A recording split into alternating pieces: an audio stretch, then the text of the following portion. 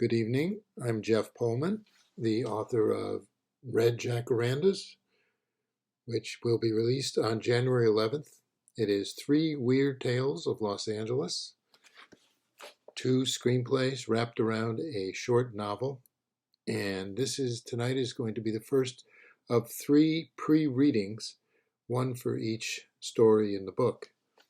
And the first screenplay is called Aftershock, and it's about a author therapist named Suzanna Bristol who is forced to leave her condo in the valley when a major earthquake causes a lot of damage, and she relocates into a guest house in Santa Monica Canyon on the grounds of an old Spanish mansion.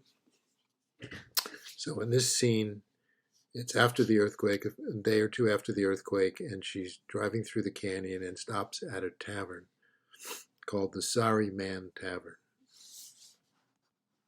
A cozy wood-paneled room, old vinyl booths with graffiti carved into many of their mahogany tables. A bluefin tuna is mounted over the bar.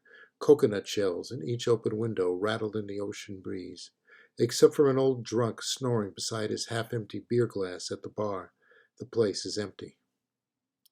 Susanna approaches the bar, keeping a few feet away from the drunk, is about to knock on the counter but hesitates, loudly clears her throat instead.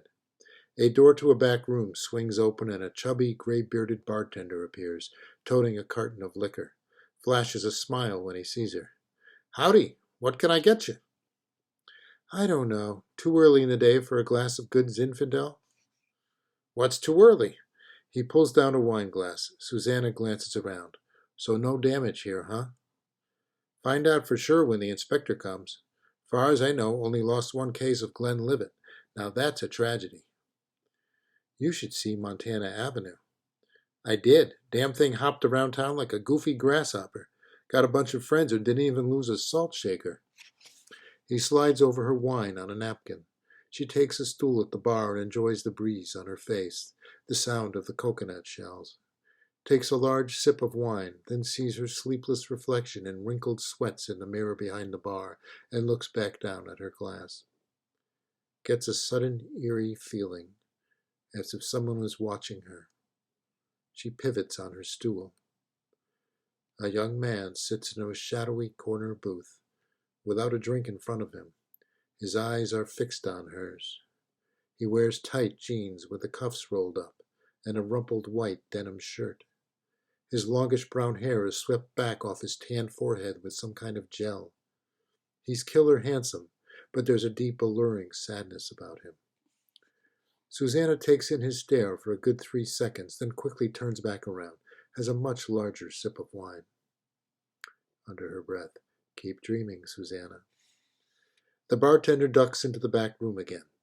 Susanna is sweating a bit, slowly peers back up at the bar mirror. Doesn't see the young man behind her. She turns around. The booth in the corner is empty. Susanna scans the room, mystified. Notices the open door to the parking lot just a few feet away from the booth. A flyer tacked to the wall behind the booth flutters off in a sudden wind gust and lands on the table.